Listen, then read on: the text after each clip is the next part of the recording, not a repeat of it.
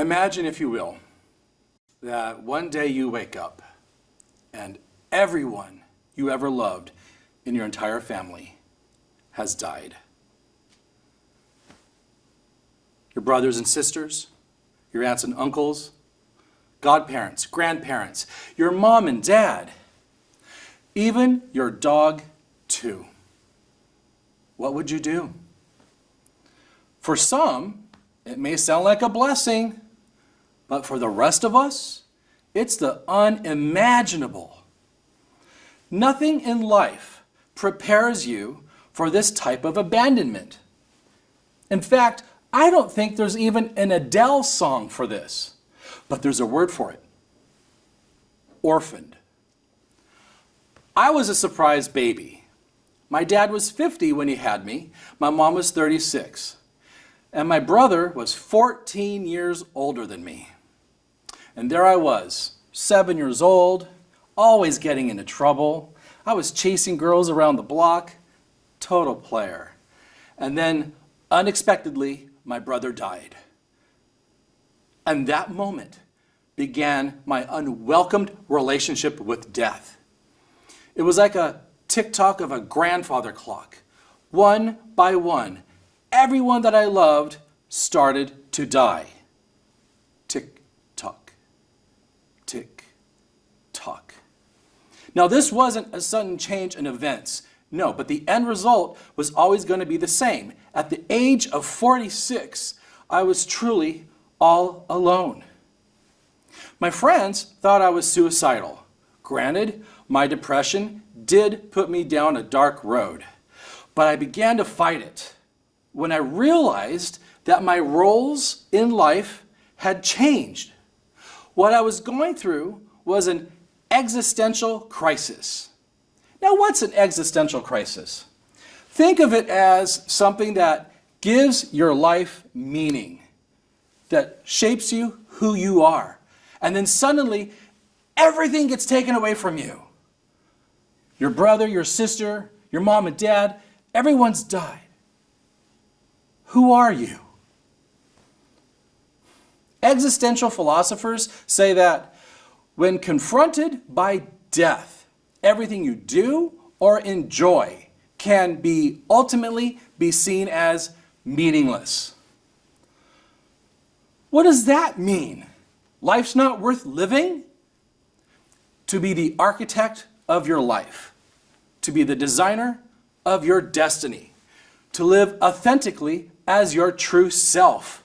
But man, what a price tag to pay. Losing your entire family just to find out who you are? This isn't fun. There's no Snapchat filter to make this pain go away. Mother's Day's a drag. Father's Day's a total bummer. And we won't even talk about what Thanksgiving and Christmas feels like. I reached out for help, but I couldn't find any because I didn't know the word that defined me who I suddenly was, an orphan. If you were to go online right now and type in, how to cope being an orphan, click, there is a plethora of information out there. And I never had that. There is a therapist in Texas by the name of Janie McMahon, and she says the following: your parents shape who you are. When they're gone, a meaningful part of who you are is suddenly lost. No shit. I'm sorry to sound a little sarcastic, but man, you don't want to walk a mile in my shoes, let alone 5 feet. She does offer some roundabout insight on how to cope with grief and loss as an orphan, and I'm here to tell you about them firsthand. Number 1, acknowledge the enormity of your loss. Number 2, take care of yourself. Number 3, reach out to others. And number 4, get involved with something meaningful. It kind of reminds me of those 5 stages of grief. You know, there's denial and anger, bargaining, depression, and then finally acceptance. Now, what goes for me might not go for you, but let me tell you, you now know the word orphan applies to adults as well, not just kids. I was wrong thinking that kids were only orphans. Nope, it's us as well.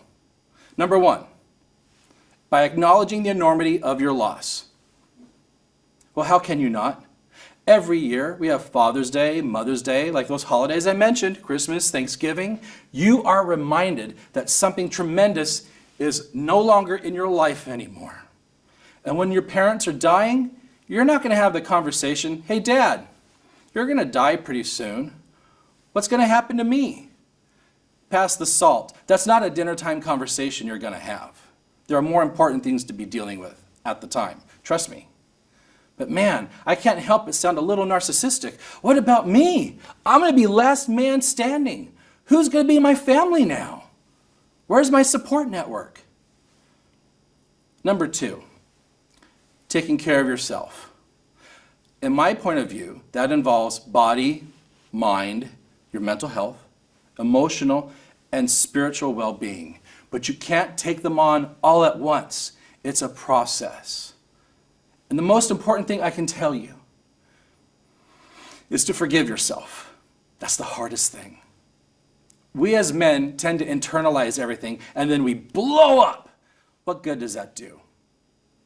Forgive yourself for the conversations you didn't have with your parents. Forgive yourself for being angry at the whole world. Forgive yourself for yelling at God, why me? Number three, reach out to others. Very important. Talk to people. Try and find help. I talked to a therapist on the telephone. They said, yes, Rictor, you're depressed. If only that therapist had said, Rictor, what you're facing right now is that you're now an orphan.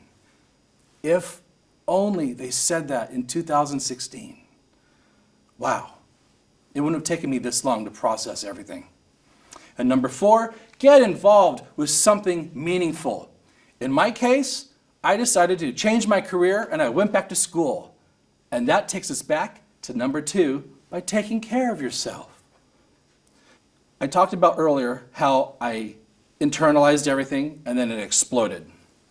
When you're dealing with depression and anxiety and grief, those demons normally come out at night when you're trying to go to bed because we can't turn our brains off, right? Unfortunately, when you bottle everything up, the moment of explosion happens at the most inopportune moment. Now out here in the Pacific Northwest, there's a chain of supermarkets that are like an everything store. Like Walmart and Target were to get together and have a bastard store. It's called Fred Meyer. And there I was, shopping by myself, normal evening, nothing's really on my mind. Then boom, the depression hit. I'm trying to buy ketchup and I finally lost it. You know, it's like, you can only kick a dog so many times. That was me. I screamed. I yelled. I cussed out those demons that were attacking me. This is my life. This is what I'm doing right now. Get away from me. Stop it. La. Can you imagine if some little shopper was going by, a little old lady with her shopping cart and sees this grown man swinging his arms and yelling at thin air? I'd love to see that surveillance footage. But that moment of release made everything better. When you're dealing with this overwhelming type of loss, every victory, no matter how small it is huge. The difference was like night and day. Oh my gosh, I felt better. Yeah, I'm yelling at thin air. Doesn't matter, I'm releasing. I can't begin to recommend that to everybody, especially men. Don't internalize, because after 5 years, you're going to lose yourself inside a supermarket. And you probably won't be alone like I was in that aisle. Being an orphan sucks. I'm not going to lie to you.